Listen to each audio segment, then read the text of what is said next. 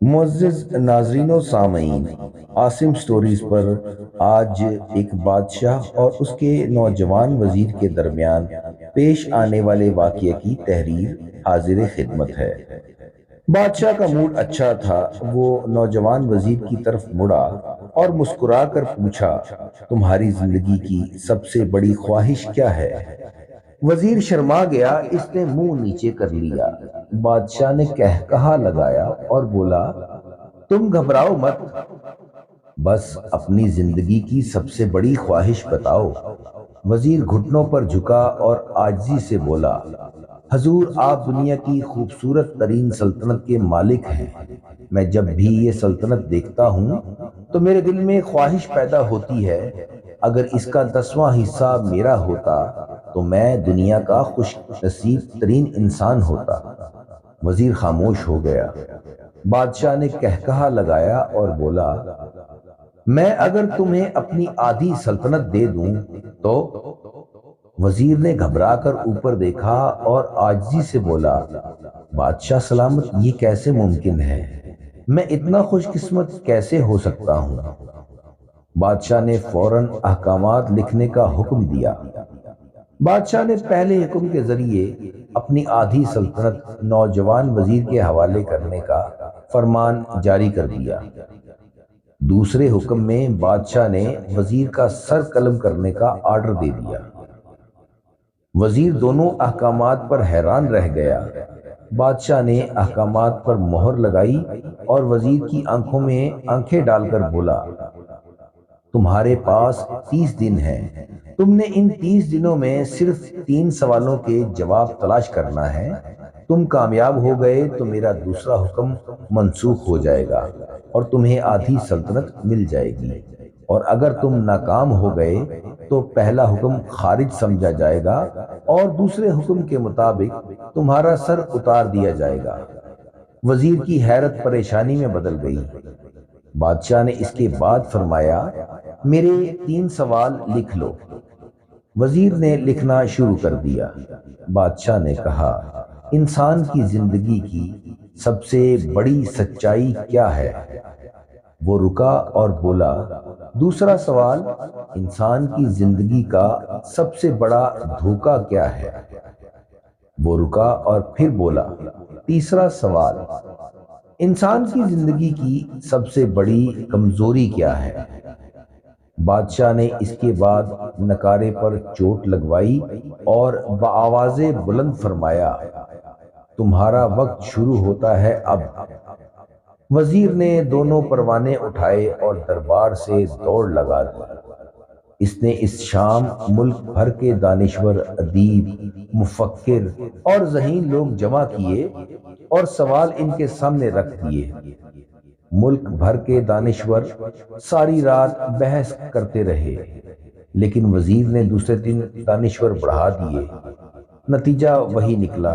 وہ آنے والے دنوں میں لوگ بڑھاتا رہا، مگر اسے کوئی تسلی بخش جواب نہ مل سکا، یہاں تک کہ وہ مایوس ہو کر دارالحکومت سے باہر نکل گیا۔ وہ سوال اٹھا کر پورے ملک میں پھرا، مگر اسے کوئی تسلی بخش جواب نہ مل سکا۔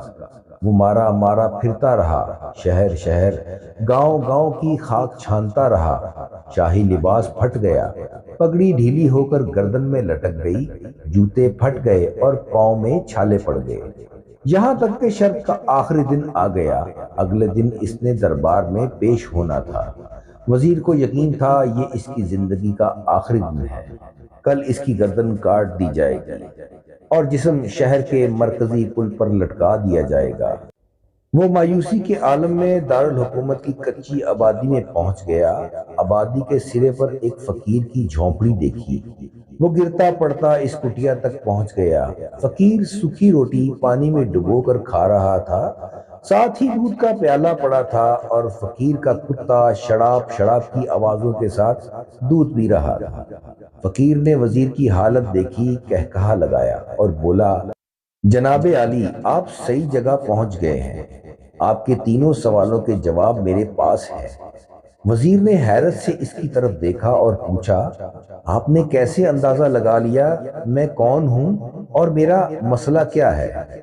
فقیر نے سوکھی روٹی کے ٹکڑے چھابے میں رکھے، مسکرایا، اپنا بوریا اٹھایا اور وزیر سے کہا، یہ دیکھیے، آپ کو بات سمجھ آ جائے گی۔ وزیر نے جھک کر دیکھا، بوریے کے نیچے شاہی خلت بچھی تھی۔ یہ وہ لباس تھا جو بادشاہ اپنے قریب ترین وزراء کو عنایت کرتا تھا۔ فقیر نے کہا، جناب علی، میں بھی اس سلطنت کا وزیر ہوتا تھا۔ میں نے بھی ایک بار آپ کی طرح بادشاہ سے شرط لگانے کی غلطی کر لی تھی، نتیجہ آپ خود دیکھ لیجئے۔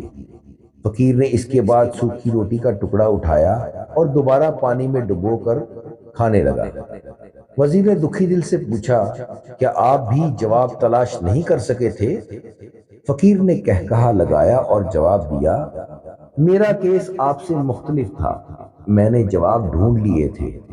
میں نے بادشاہ کو جواب بتائے، آدھی سلطنت کا پروانہ پھاڑا، بادشاہ کو سلام کیا اور اس کٹیا میں آ کر بیٹھ گیا۔ میں اور میرا کتا دونوں مطمئن زندگی گزار رہے ہیں۔ وزیر کی حیرت بڑھ گئی، لیکن یہ سابق وزیر کی حماقت کے تجزیے کا وقت نہیں تھا، جواب معلوم کرنے کی گھڑی تھی۔ چنانچہ وزیر اینکر پرسن بننے کی بجائے فریادی بن گیا اور اس نے فقیر سے پوچھا، کیا آپ مجھے سوالوں کے جواب دے سکتے ہیں؟ فقیر نے ہاں میں گردن ہلا کر جواب دیا، میں پہلے 2 سوالوں کا جواب مفت دوں گا، لیکن تیسرے جواب کے لیے تمہیں قیمت ادا کرنا ہوگی۔ وزیر کے پاس شرط ماننے کے سوا کوئی آپشن نہیں تھا۔ اس نے فوراً ہاں میں گردن ہلا دی۔ فقیر بولا، دنیا کی سب سے بڑی سچائی موت ہے۔ انسان کوئی بھی ہو، کچھ بھی ہو، وہ اس سچائی سے نہیں بچ سکتا۔ وہ رکا اور بولا، انسان کی زندگی کا سب سے بڑا دھوکہ زندگی ہے۔ ہم میں سے ہر شخص زندگی کو دائمی سمجھ کر اس کے دھوکے میں آ جاتا ہے۔ فقیر کے دونوں جواب ناقابل تردید تھے۔ وزیر سرشار ہو گیا۔ اس نے اب تیسرے جواب کے لیے فقیر سے شرط پوچھی۔ فقیر نے کہکہا لگایا، کتے کے سامنے سے دودھ کا پیالہ اٹھایا، وزیر کے ہاتھ میں دیا اور کہا، میں آپ کو تیسرے سوال کا جواب اس وقت تک نہیں دوں گا جب تک آپ یہ دودھ نہیں پیتے۔ وزیر کے ماتھے پر پسینہ آ گیا۔ اس نے نفرت سے پیالہ زمین پر رکھ دیا۔ وہ کسی قیمت پر کتے کا جھوٹا دودھ نہیں پینا چاہتا تھا۔ فقیر نے کندھے اچکائے اور کہا، تمہارے پاس اب 2 راستے ہیں، تم انکار کر دو اور شاہی جلاد کل تمہارا سر اتار دے، یا پھر تم یہ آدھ پاؤ دودھ پی جاؤ اور تمہاری جان بھی بچ جائے اور تم آدھی سلطنت کے مالک بھی بن جاؤ۔ فیصلہ بہرحال تم نے کرنا ہے۔ وزیر مخمسے میں پھنس گیا۔ ایک طرف زندگی اور آدھی سلطنت تھی اور دوسری طرف کتے کا جھوٹا دودھ تھا۔ وہ سوچتا رہا یہاں تک کہ جان اور مال جیت گیا اور سیلف ریسپیکٹ ہار گئی۔ وزیر نے پیالہ اٹھایا اور ایک ہی سانس میں دودھ پی گیا۔ فقیر نے کہکہا لگایا اور بولا، میرے بچے، انسان کی سب سے بڑی کمزوری غرض ہوتی ہے، یہ اسے کتے کا جھوٹا دودھ تک پینے پر مجبور کر دیتی ہے، اور یہ وہ سچ ہے جس نے مجھے سلطنت کا پروانہ پھاڑ کر اس کٹیا میں بیٹھنے پر مجبور کر دیا تھا۔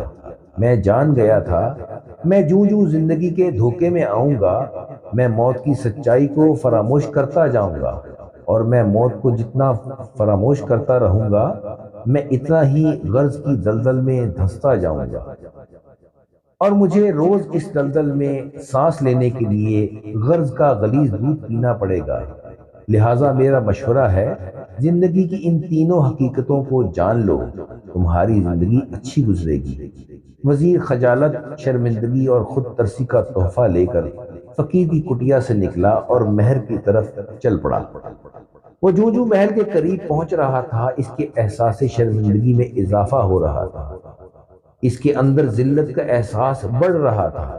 وہ اس احساس کے ساتھ محل کے دروازے پر پہنچا۔ اس کے سینے میں خوفناک ٹیس اٹھی، وہ گھوڑے سے گرا، لمبی ہچکی لی اور اس کی روح قفس انصری سے پرواز کر گئی۔ ہمیں کسی دن کسی ٹھنڈی جگہ پر بیٹھ کر زندگی کے ان بنیادی سوالوں پر ضرور غور کرنا چاہیے۔